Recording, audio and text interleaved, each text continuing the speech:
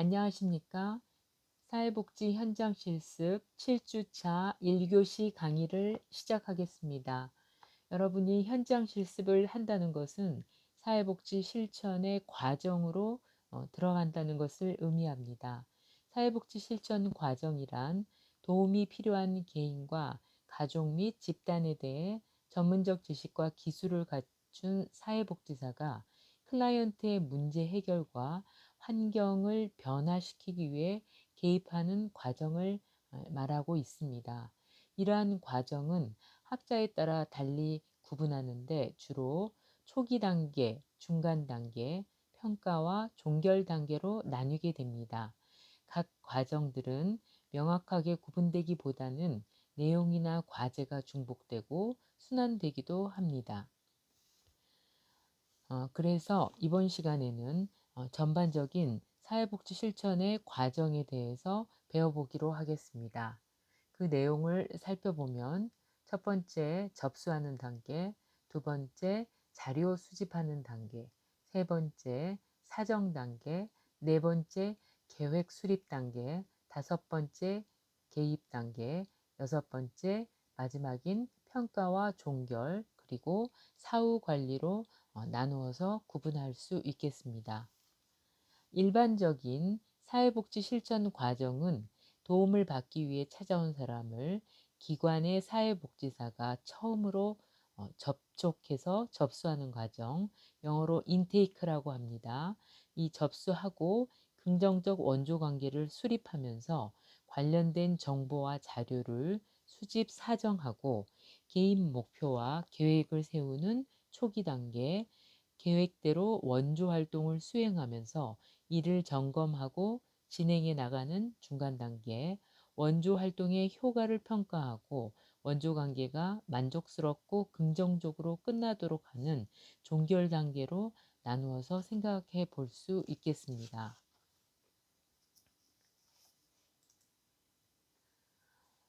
먼저 접수 단계가 있는데 원조 과정의 가장 초기에 이루어지는 접수라는 것은 문제를 가진 사람이 전문적 도움을 얻기 위해서 사회사업 기관에 찾아왔을 때 그 사람의 문제와 욕구를 확인하여 그것이 기관의 정책과 서비스에 부합되는지의 여부를 판단하는 과정을 접수라고 합니다.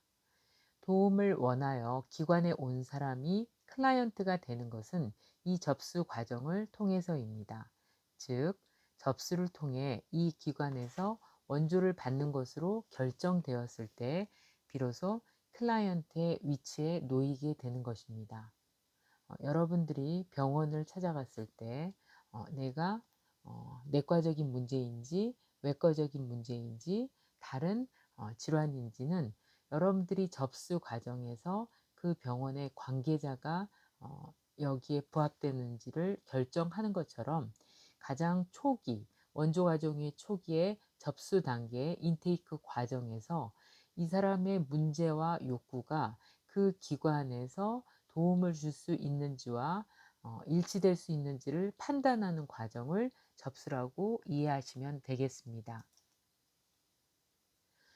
접수를 하는 동안 사회복지사는 다음과 같은 활동을 해야 되겠습니다. 첫 번째, 우선 사회복지사는 클라이언트가 편안하게 느끼도록 도움을 주는 방법으로 인사하고 이야기합니다. 여기는 지난 시간에 이야기했던 것처럼 가장 일반적인 주제로 평범하고 일반적인 날씨라든지 교통편이라든지 이런 평범한 인사를 하고 이야기에 들어가게 됩니다. 두 번째, 기관과 사회복지사에 대한 클라이언트의 기대가 어떠한 것인지를 알아야 합니다. 세 번째, 클라이언트에 대한 존중을 표시하며 그들이 제시하는 문제에 관심을 보여야 합니다. 네 번째, 기관이 클라이언트에게 무엇을 제공해 줄 수 있는지와 서비스를 받는 기본 절차에 대해서 설명을 해야 되겠습니다. 다섯 번째, 클라이언트가 낯선 사람과 이야기하는 것과 기관의 서비스를 받는 것에 대하여 느낄 수 있는 양가 감정을 설명해 주셔야 됩니다.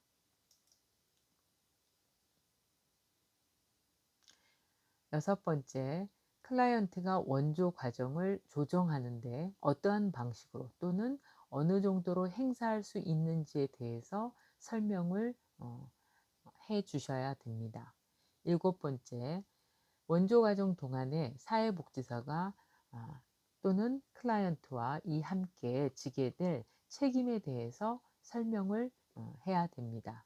여덟 번째, 클라이언트의 긴박한 욕구나 현재 문제, 위기 혹은 긴박한 상황이 있다면 그것에 대해서 사정을 해야 됩니다. 아홉 번째, 필요한 경우에는 기관이 클라이언트의 비밀 정보를 공개해도 된다는 서명을 받아야만이 비밀 보장 의무에서 여러분들이 책임 추궁을 당하지 않게 됩니다. 열 번째, 접수와 관련된 기관의 기록 양식에 기록을 완성하고 정리해야 합니다. 11번째, 다음 면접에 대한 사항을 정하면서 여러분들이 접수를 하게 됩니다. 이러한 접수 관계는 여러분들 접수 관계에서 주로 계약과 연결되는 것을 여러분들이 인지를 하고 접수 단계에서 무엇을 해야 되는지에 대해서 살펴보겠습니다. 첫 번째, 문제를 확인해야 되는데 이 문제 확인은 문제를 여러 각도로 이해하고 상호 관련성을 파악하기 전에 이루어지는 과제입니다. 클라이언트가 놓여 있는 체계에 대한 심층적인 분석보다는 현재 명백하게 드러나는 문제를 확인하는 정도가 접수 단계에서 수행돼야 될 과제이라고 볼 수 있겠습니다.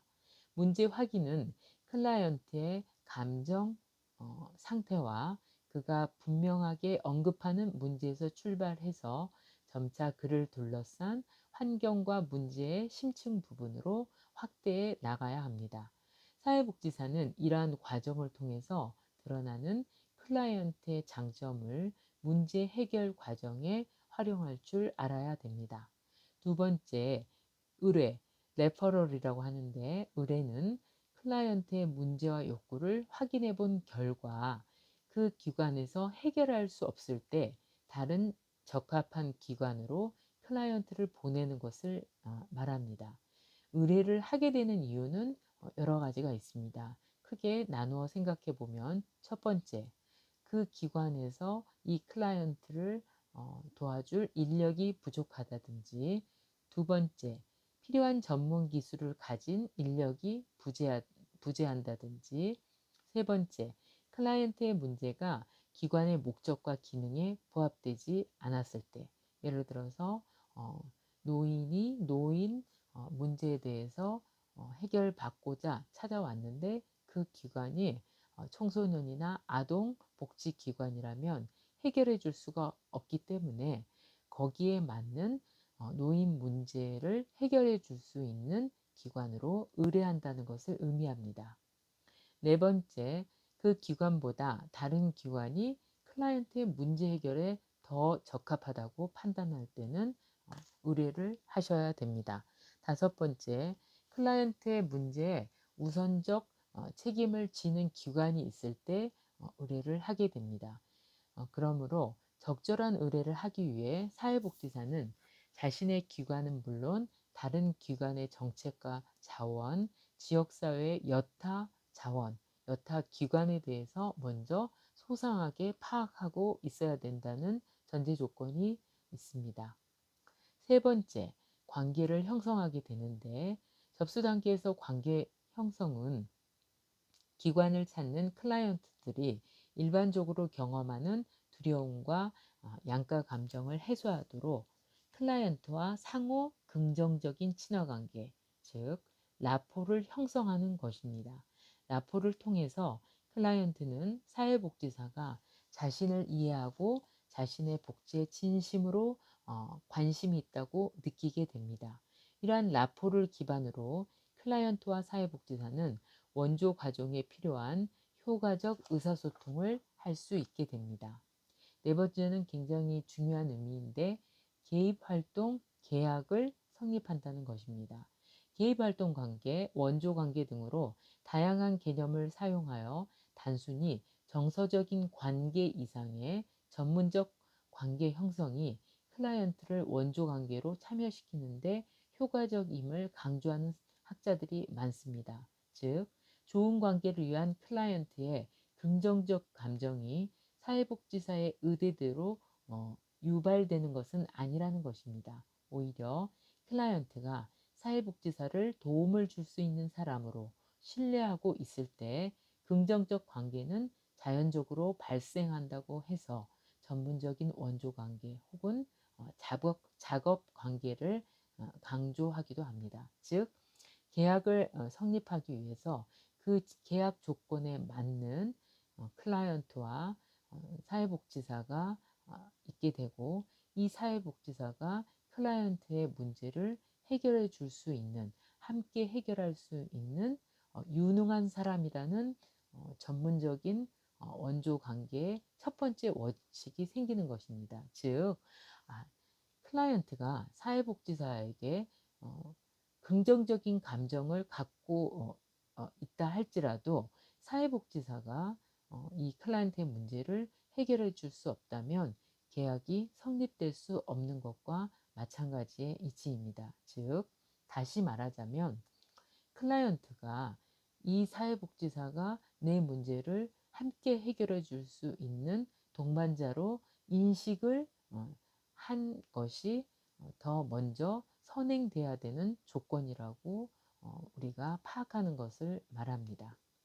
다섯 번째, 클라이언트를 동기화시키는 건데 원조 활동의 성패는 바로 변화에 대한 클라이언트의 동기, 모티베이션에 달려 있습니다.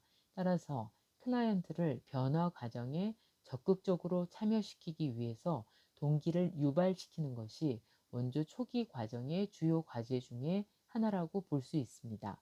동기라는 것은 고정되는 것이 아니라 유동적인 것이기 때문에 사회복지사는 이 동기부여에 특별한 기술, 필요한 기술을 습득하고 있어야 됩니다.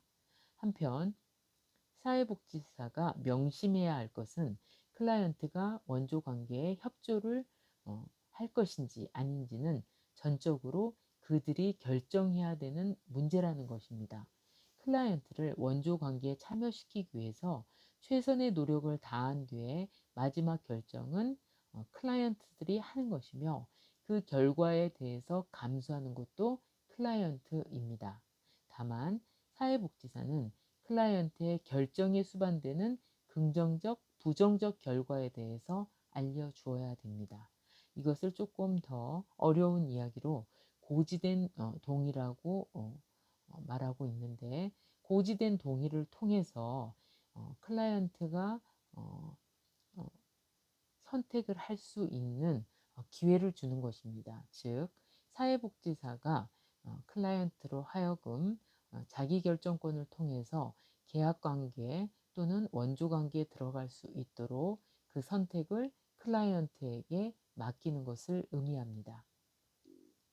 여섯 번째, 클라이언트의 저항 감정과 양가 감정을 해소시켜 줘야 되는데 사회복지 실천 과정의 첫 번째 단계에서 수행해야 되는 가장 중요한 과제 중에 하나는 원조에 대한 클라이언트에 대한 클라이언트의 저항감과 양가 감정을 해결시켜 줘야 됩니다. 이러한 감정들은 사회복지사와 만남 그리고 의사소통, 원조 과정의 참여를 방해해서 결과적으로 더 이상 원조 과정이 진행될 수 없는 상황을 불러오기 때문입니다.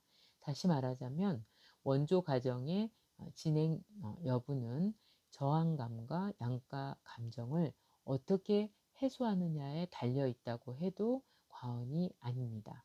즉, 양가 감정이라는 것을 다시 한번 설명해 보자면 클라이언트한테는 이 문제를 유지하느냐 또는 해결하느냐 이 두 가지 감정이 있고 또 이 문제를 해결하기 위해서 숨겨진 비밀을 말해야 될까 숨겨야 될까 하는 두 가지의 감정과 저항감이 동시에 있기 때문에 사회복지사는 클라이언트의 저항감과 양가 감정을 반드시 해소시켜 줘야만이 성공적인 원조 관계를 수립할 수 있게 됩니다.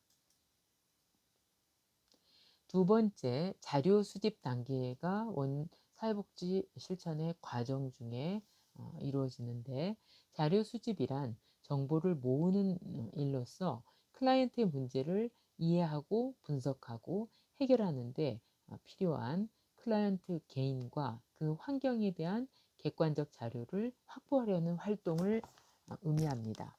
자료 수집은 행동을 계획할 때 필수적인 것으로 실천 상황을 이해하는 데 필요한 정보를 획득하는 것입니다.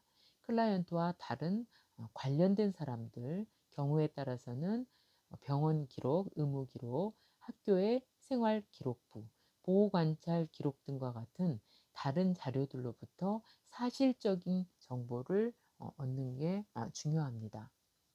또한 사회복지사는 클라이언트, 가족 구성원, 교사, 고용주, 그리고 의뢰기관, 예를 들어서 법원이라든지 학교라든지 배우자 등과 같은 이러한 의뢰기관과 에서 주어지는 상황을 고려해서 주관적인 지각, 그 다음에 가정, 신념 등을 명확히 해주어야 합니다. 자료 수집의 정보는 매우 다양할 수 있는데 가장 많이 의존하는 출처는 다음과 같습니다.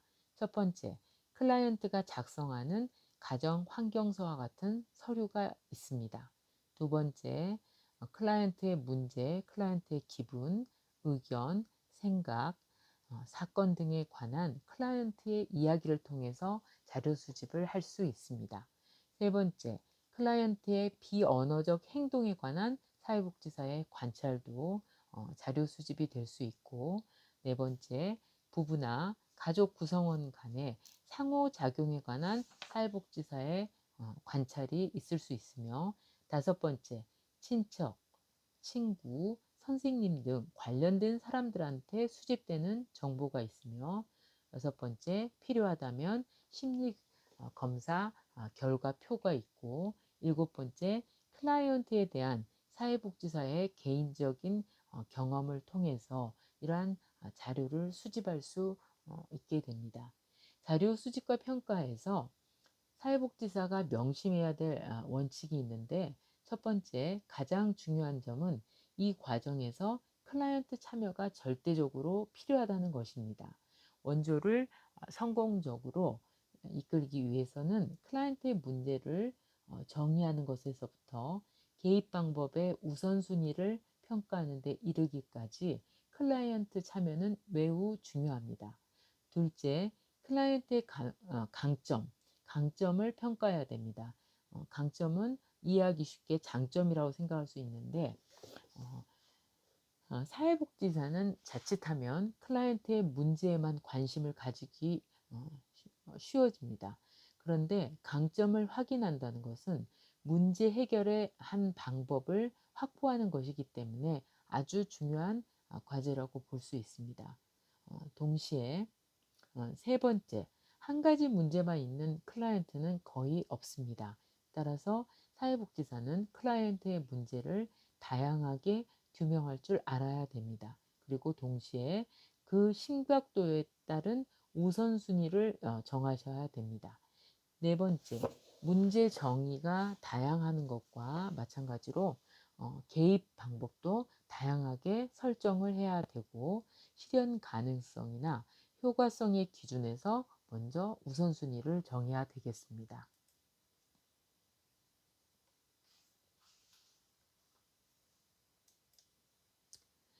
세 번째, 자료 수집이 끝나면 사정으로 들어가는데, 이러한 사정 작업은 먼저 수집 정리된 자료를 분석하고 해석해서 문제를 규정해내는 작업이라고 볼 수 있겠습니다. 사정의 목적을 살펴보면, 첫 번째, 문제를 발견하고, 두 번째, 정보를 수집하고, 세 번째, 문제를 형성해서 개입 계획 수립에 무엇을 어떻게 무엇을 해당하는 질문에 대답하는 것입니다. 즉 충족되지 않는 욕구를 인지하면서 장애물을 규명하고 제거하는 방법을 설정하는 것이 사정이라고 볼 수 있겠습니다. 사회복지 실천 과정의 초기에는 사정이라는 용어 대신 사용된 사회적 진단이라는 말들이 있습니다. 사회적 진단이란 social diagnosis인데 이 명칭에서 보여주듯이 의료 모델에서 빌려온 용어입니다.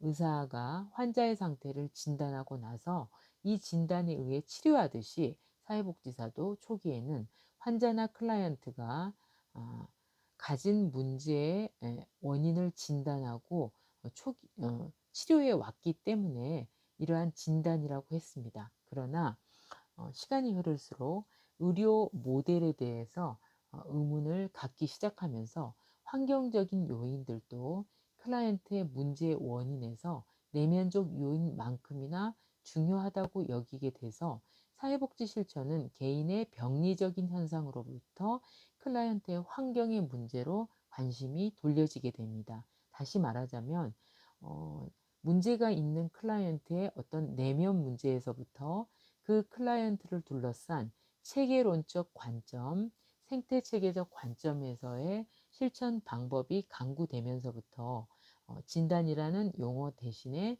사정이라는 용어로 바뀌게 됩니다. 통합적 관점의 사회복지 실천 과정이라고 볼 수 있는데 통합적 관점은 문제, 인간, 환경 이라고 해서 삼중 구조와 개입 계획을 평가하는 단계인데 이때 사정 단계에서 이것을 평가하게 됩니다. 이러한 통합 방법론의 주요 특징은 협력적 판단, 그러니까 사회복지사와 클라이언트의 협력적 판단 및 의사결정 단계입니다. 사회복지사와 접촉 체계는 이전 단계에서 수집된 자료 수집 정보에 근거해서 공식적인 계획 단계로 넘어가게 됩니다. 환경 속의 인간이라는 맥락의 기초에서 문제의 본질이 명확히 사정된 후에 어디서 시작하고 어떻게 진행해 나갈지에 대한 결정이 사정 단계에서 이루어지게 됩니다. 그래서 통합적 관점의 사정 단계는 사정 진술, 문제의 우선순위, 그리고 계약된 계획의 세 가지 요소로 구성되게 됩니다. 이 세 가지 요소는 모두 개입에 앞서서 다뤄질 필요가 있습니다. 사회복지사가 사정 및 계획에 시간을 할애하지 않고 바로 변화된 단계로 넘어간다면 꼭 그런 개입이 무고하고 부적절한 것임을 인식하게 돼서 클라이언트는 행동을 되돌리고 싶어지기 때문입니다. 이러한 사정의 목적에 대해서 이야기를 할 수 있는데 일반적인 사회복지 실천 과정에서 첫 번째 단계인 사정 단계는 문제에 대한 이해를 얻고 문제의 원인이 무엇이며 그 문제를 완화하고 해소하기 위해 무엇이 변화될 수 있는지를 알아보는 과정이 사정이라고 볼 수 있겠습니다. 일반적인 사회복지사, 즉 제너럴리스트 사회복지사들은 환경적인 관점에서 문제 상황을 평가합니다. 여기서 문제는 그 개인이나 가족만을 포함하는 것이 아니라 사람들이 생활하는 보다 큰 집단, 조직, 그리고 지역사회 등 각종 체계들을 포함하게 됩니다. 문제 해결 과정의 초기부터 일반주의 사회복지사들은 개인이나 가족 등과 같은 마이크로 레벨, 미시적 수준에서부터 메조 레벨, 중간적 수준, 매크로 레벨, 거시적 수준에 이르기까지 다양한 문제들에 초점을 두게 됩니다. 이러한 사정에 있어서의 목적에 대해서 여러 가지로 또 더 자세하게 규명할 수 있는데 첫 번째, 클라이언트가 가진 강점과 자원, 클라이언트의 환경을 보완해주는 생태 체계, 그리고 생태 체계 내의 상호 교류를 사정 안에 포함시켜야 됩니다. 사정에서는 표적 문제가 클라이언트의 문제만 있는 것이 아니라 강점에도 있다는 것을 동시에 고려해야 됩니다. 강점을 강조한다는 것은 사회복지사로 하여금 클라이언트의 성장을 위한 잠재력을 발휘하게 되고 그들의 자긍심을 제고시키도록 돕게 한다는 것을 의미합니다. 사정은 광범위하게 보면 자료 수집에서 자료 분석의 결과까지를 포함한다고 볼 수 있습니다.